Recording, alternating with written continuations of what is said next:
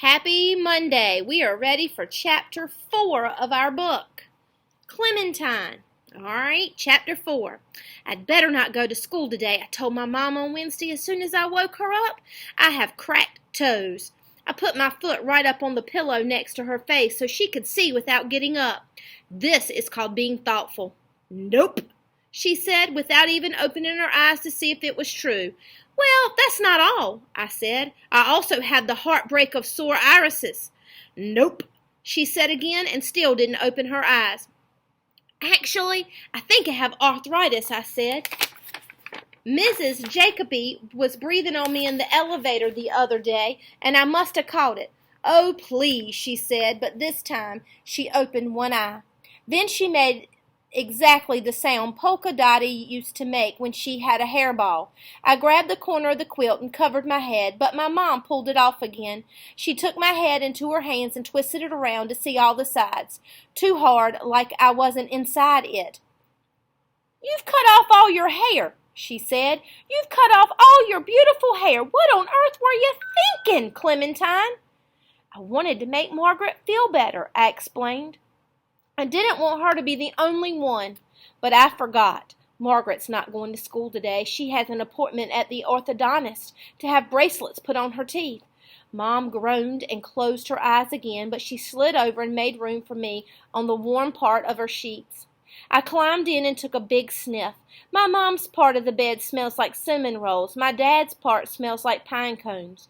Right in the middle, it's all mixed up perfectly. That's my favorite place to be. But this morning, Dad was already off to fight in the Great Pigeon War, and it was fine just being in the cinnamon roll part. My mom put her arm around me. "Oh, so now you'll be the only one," she said. "I'm sorry, honey. But you can't stay home. You have to go and face the music."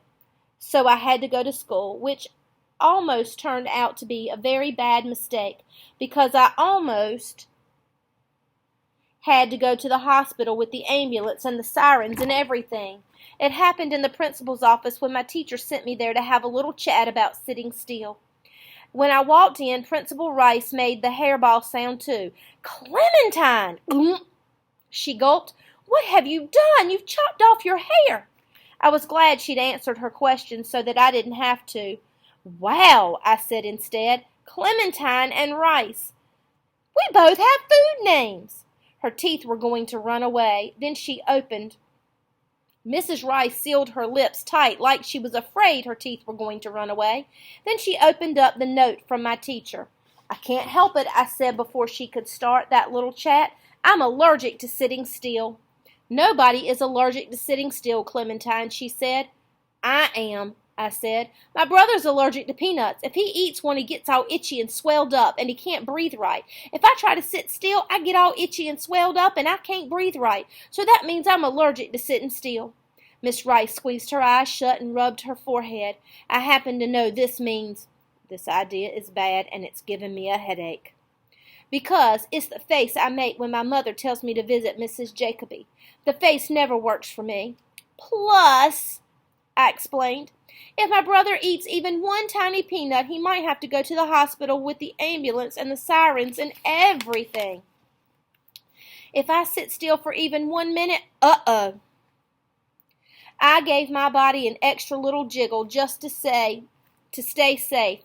Phew, that was close. Principal Rice sighed like a leaky balloon. "Clementine, do you think when you're in class you could just try to wiggle a little more quietly from now on?" I asked my body about this, and it said, "Sure." So I told Mrs. Rice. "Sure." "Good," she said. "Now, as long as you're here, how about we discuss your hair?" Thinking about my hair made me think about Margaret. Thinking about Margaret made me remember about her getting bracelets on her teeth. I want bracelets on my teeth more than anything, but then I had a bad thought. What if they had pointy edges? I didn't want to have any pointy things stuck in my mind to worry me all day.